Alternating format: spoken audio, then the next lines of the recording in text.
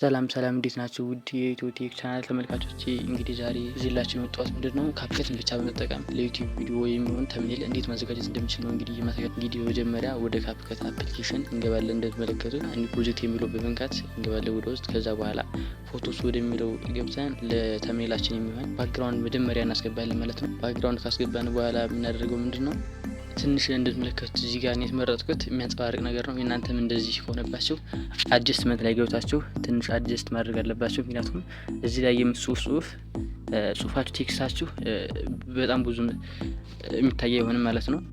እንደምትመለከቱት እዚህ ጋር ብራይትነስ የሚለው መጀመሪያ እንደዚህ ትንሽ ከቀነስን በኋላ ቀጣይ እንደምትመለከቱት እዚህ ጋር ሳቹሬሽን ያለ እሱ ትንሽ ጨመር እናደርገዋለን። ከዛም ወደ መጨረሻ አካባቢ በመሄድ ዋይት የምትላለች እሷን ዋይት የምትለውን ዋይቷን ትንሽ የሆነት ምልክት ቀነስ አድርጓለሁ። በቂ ማለት ነው። እንደዚህ አዲስ ካደረግን በኋላ ቀጣይ ስራችን የሚሆነው ምንድነው ኦቨርሌ ነው። አሁን እኔ እንደምትመለከቱት ያወረድኳቸው ሪአክሽኖች አሉ። ከለምስ ማከል የኛውን መርጣለሁ። እኔ የኛውን የመረጥኩት ይሄንን እንደምትመለከቱት አደርጋለሁ። ካደረኩ በኋላም እንደምትመለከቱት መጀመሪያ ቦታውን በትክክል እናይዘዋለን።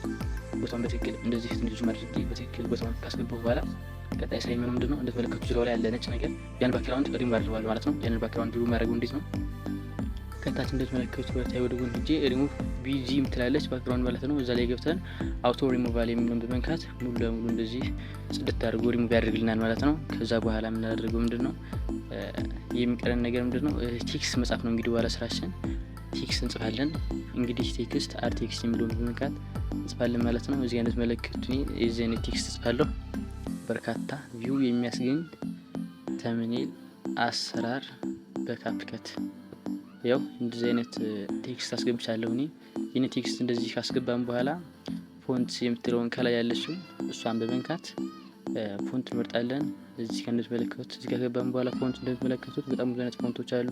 እኔኛው ፎንት መርጫለሁ የሚለው ማለት ነው። ትንሽ ቦልድ የሆነ ስለሆነ ያ ተመችቶኛል፣ ያን አስገብቻለሁ። ከዛ በኋላ የሚቀጥለው ስራችን ምንድነው ስታይል ወደሚለው ገብተን የቴክስት ባክግራውንድ እንደምትመለከቱት በዚህ መልኩ ቀየር ይችላል። እኔ ተመቸኝ ቢጫው ስለሆነ ይሄንን አድርጌዋለሁ፣ አስገባለሁ ይሄንን እንደምትመለከቱት።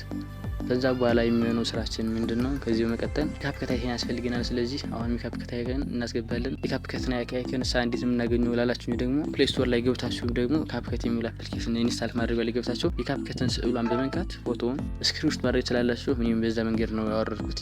እዛም ይሄንን ካፕከትን አውጥቻለሁ። ያው አድ ካደረኩ በኋላ እንደዚህ ክሮፕ አድርግና ሪሙቭ ባክግራውንድ አድርጋለሁ። ችግር የለም። እዚህ ይሄን ሪሙቭ ባክግራውንድ አደረኩ በኋላ እንደምትመለከቱት ትራንስፎርሜሽን ላይ ገብቼ ቦታውን ስታክላለሁ ማለት ነው። እንደዚህ ይዛችሁ ማስገባት ስላላችሁ ለእናንተ ማሳየት በማውዝ ስለሆነ ትንሽ ያስቸግራል። እዛም እንደዚህ ካስገባን በኋላ የቀጣይ ስራችን የሚሆነው ምንድነው ስቲከርስ ላይ ገብተን የምንፈልጋቸውን ስቲከሮች መጨመር ማለት ነው። ለምሳሌ አሁን እኔ 100% የሚለው ስቲከር ጽፌ ሰርች አድርግ እንደዚህ የመጡ መካከል ይሄኛውን መርጫለሁ። እንደዚህ አይነት ስቲከር 100% ነው የሚያስፈልገው። ለምንድነው ያው ስራችሁ በትክክል የሚሰራና ትክክለኛ መሆኑን ለማረጋገጥ ነው። ከዛ በመቀጠል ራይት የምትለውን እዚህ አይነት ጽፌ እችኛዋን ስቲከር አስገብቻለሁ ማለት ነው።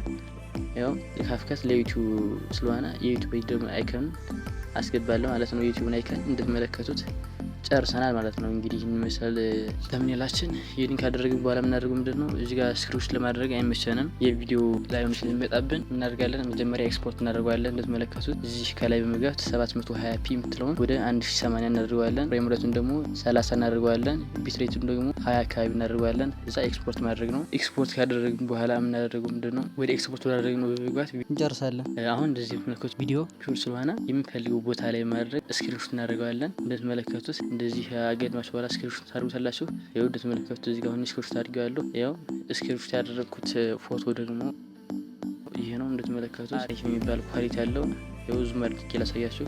እንደምትመለከቱት አሪፍ ኳሊቲ ያለው ማለትም በፒሲ እና በሌሎች ነገሮች የምትጠቀሙ ዩቲዩብ ተመልካቾች ካሉ ለእነሱ አሪፍ ሆኖ እንዲታያቸው ይህን ይመስላል። እንግዲህ ስራችን ከተመቻችሁ ላይክ ማድረግ እንዳትረሱ። ያልገባችሁም እና ግልጽ ያልሆነ ነገር ካለ ደግሞ ኮሜንት ላይ አሳውቁኝ፣ ምላሽ የምሰጣችሁ ይሆናል። ሁላችሁም ሰብስክራይብ ማድረግ እንዳትረሱ። ላይክ እና ሼር ኮሜንት እንዳይረሳ። ቻው።